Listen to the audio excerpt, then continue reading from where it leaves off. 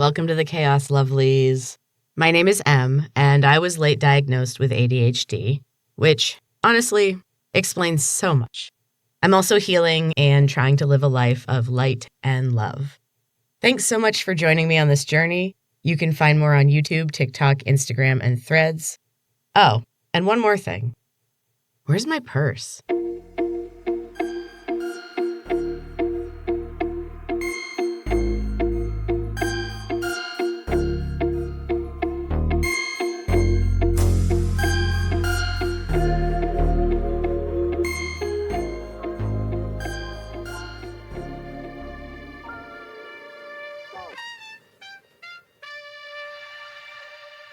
Welcome to the Chaos Lovelies. In true ADHD style, it has been so much longer than a week since I posted. I have got a lot going on right now, and I kind of feel like I'm just hanging on for dear life at the moment. This last month in particular was a big challenge. February is always a rough one for me, which is a bummer because it's also my birthday month. Of course, if you have complex PTSD from childhood trauma, you might not have ever had a birthday that you enjoyed. That was a fun realization I had recently. If a narcissist is around, they cannot help but make the day just all about them, either by going over the top to get praise or by creating some kind of drama to draw the attention. I have watched generations of women in my family pull this shit on each other, and I refuse to let it continue. Though I have to admit that I did slip a little in that direction when the kids were little. I went kind of over the top with some of those younger birthday parties. But I did figure myself out and started prioritizing what actually matters. Healing can really suck sometimes, but I don't have any regrets. It hurts to see what I was missing, but now I have a life that I truly love, so it's definitely worth the work to get through it, I guess. So in ADHD land, let's talk about a shittier aspect of being a neurospicy diva. I am constantly getting in my own way. More and more, I am realizing just how almost all of my problems and stresses come from within. Either I am creating scenarios that will never exist, or I am blowing things way out of proportion and working myself up like way too much. Either way, it's a huge waste of time and energy, and it surrounds me with a negative energy that I do not need clinging to me. My most recent disaster was a big one. For many reasons, but also just the ADHD, let's be honest. I did not get my license renewed in time, and I had to miss a week of work while I figured it out.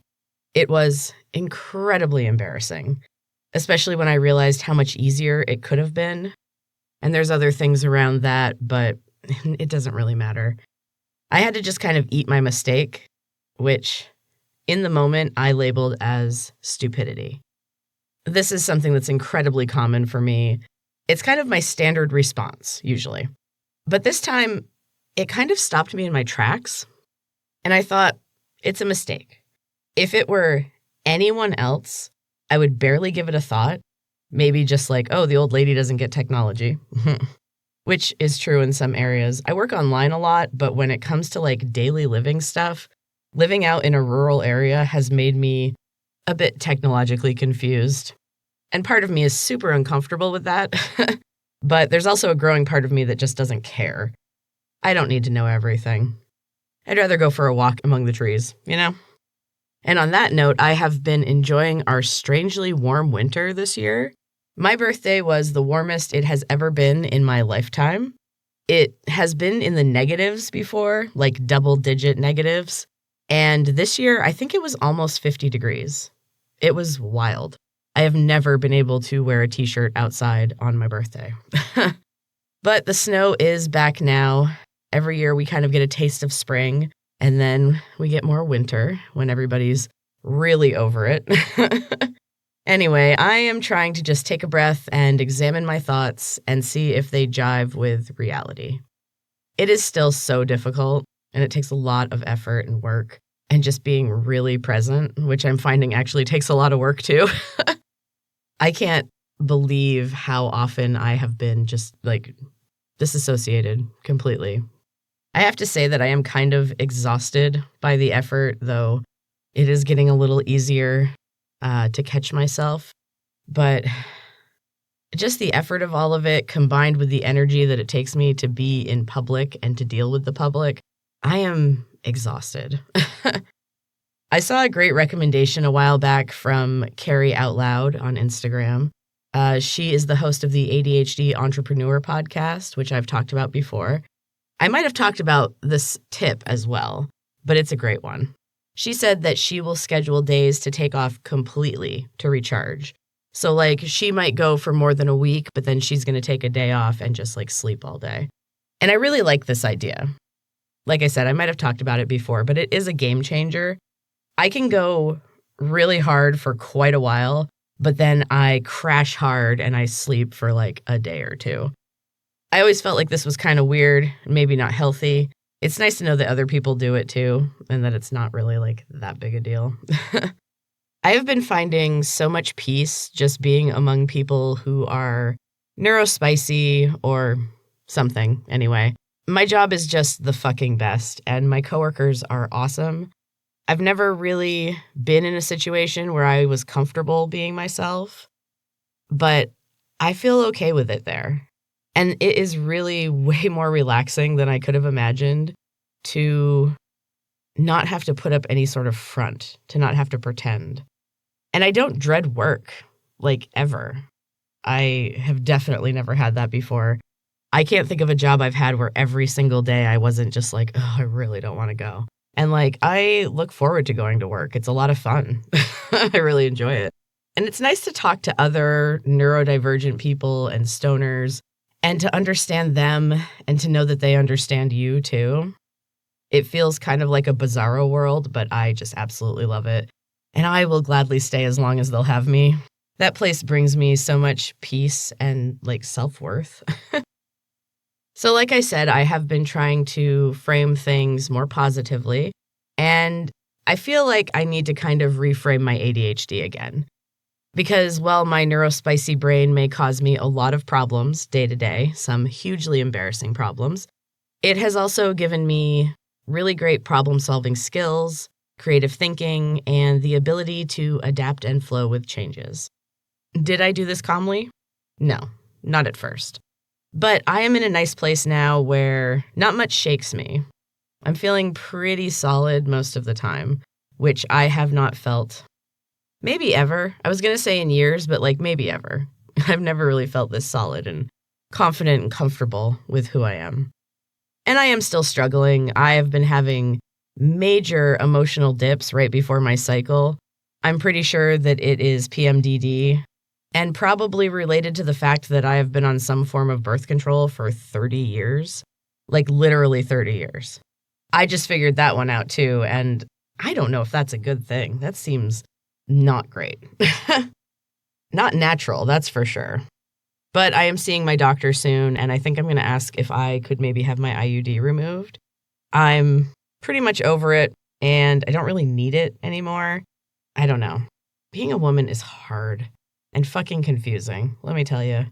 Does anyone have advice on this one? I am really curious to see what my doctor says, but I also don't know if I feel 100% confident in her anymore.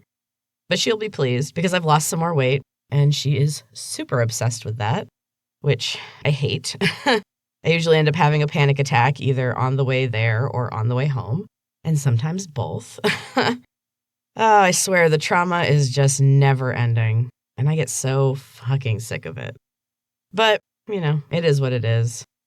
I am obviously dealing with some of my anger right now. It still looms large over my life, and right now it is hovering pretty close to the surface. March isn't an easy month either. I cannot wait till I hit April. I think I'll be good for a while after that. And honestly, I think it's okay to be angry at this shit. It's valid. And if you're struggling with anger too, I feel you, and you are entitled to it. I spent so long denying having any opinion or emotion, definitely not anger. And like, it's long overdue. And it's been building up for decades. So No wonder it's hard to control. Anyway, I am working on allowing my emotions to exist and just kind of sitting with them and seeing what comes up and what I need to fulfill. Like, why is this emotion coming out now? It always comes from something. There's always some need attached to it. And let me tell you, this shit is hard. It is uncomfortable and it is confronting. But I am finding that facing these things, sitting with these intense feelings, it kind of makes them lose their power. It starts to come up less, and when it does, it's much milder and much easier to handle. As always, the work is intense and difficult, but well worth the effort. I think sometimes the emotions just get big because they're being ignored, you know? And if you give them attention and try to solve your need, it makes things easier. As always, the work is intense and difficult, but well worth the effort. The benefits are absolutely life-changing. So now for a more humorous ADHD moment, humorous for me at least. I tend to talk way too much, typical ADHD thing. And at work today, I may have slightly horrified a couple of my younger coworkers. I was just being pretty honest about mental health and therapy. Nothing specific. Like, I'm not that person, at least. I don't overshare that much. But I think sometimes I shock them because I look like a mom. And, you know, everybody tends to kind of treat me as a mom. But then I'll say things that are direct or honest and just kind of catch them off guard because it's not, I don't know, I'm just not your typical mom, 40-year-old woman. I don't know. Whatever I am. I think I shocked him today, and that was kind of funny. I can't help it. Like, I can't put the mask back on. It does not fit at all anymore. And I have no interest in trying to force it, honestly. I know who I am, and I accept her as she is, even if she still talks way too much at times and maybe says some embarrassing or horrifying things occasionally. Whoops. I saw a quote post on Instagram recently that struck a chord with me, and maybe it will with you too. I just wanted to share it. It's from Ready, Set, Squirrel on Instagram. She is another awesome ADHD entrepreneur, and she posts a lot of great content, really funny stuff. And this one was a quote that said, "She's not trauma dumping, she's explaining the lore," or something like that. And I love this reframing of a rather annoying ADHD trait. I'm working on the oversharing and the trauma dumping. It does not benefit me, and I feel shitty afterwards because it causes me to judge myself like nothing else can, you know? And I'm really trying not to judge myself so harshly anymore. It has been kind of sad to start to notice just how often and how hard I am judging myself. My expectations for myself are astronomical and impossible to meet. Well, if it was anyone else, I am super understanding and forgiving. I wish I could do that for myself. I'm trying. It's hard. I've been taught to hate myself, so, you know, it's a big turnaround. So I might have mentioned before I like to choose a word for the year in January. And this year, I think that my word was acceptance. I'm pretty sure anyway. But even if it wasn't, it is now. This word has already been acting on my life. I have found acceptance from others, which is something I have never, ever felt. And I am not exaggerating in that, like, never. I've always been weird and too much, you know, so I've been told. And I just think it's funny how once I started seeing the worth in myself, I suddenly found myself in a place that was the most generous, warm, and accepting place I've been. And I'm still kind of in awe at what my life has become in the last few months. It feels like a reward for getting through my fucked up life so far, which is pretty cool. My whole life, I was so convinced that I was not going to live past 40. Like, I couldn't see it. I couldn't see anything past 40. It was hazy. There was just nothing. And it turns out it was my dark night of the soul, I guess. Except it was actually more like years of darkness. And when I finally got out, I felt like someone new. I don't even really recognize my old self. Well, I do. I do. She seems separate from me now. And she's cringy as hell. But she did the best she could, and she survived everything to get me to where I am now. So I am forever grateful to old M, even if I don't want to see her again. Honestly, my 40s so far have been fucking amazing and transformative. And I have kind of a vision for my future now, and it's a good one. So I'm excited for this new phase of life.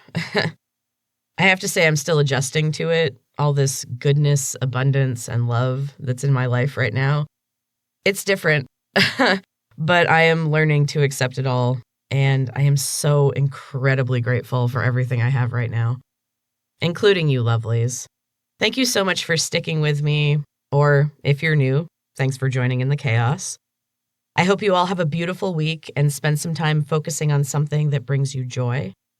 I hope you take a moment to do something kind for yourself, even if it's just taking a moment for some deep breaths during a time of tension. I hope you don't cause yourself too many problems this week.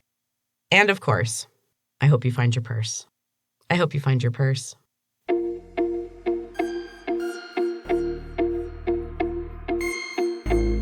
Thanks so much for listening, lovelies. Please like, share, subscribe, all that good stuff. And tell your friends. You can find more of Where's My Purse on YouTube, TikTok, Instagram, and Threads. Love to you all. I still can't find my purse.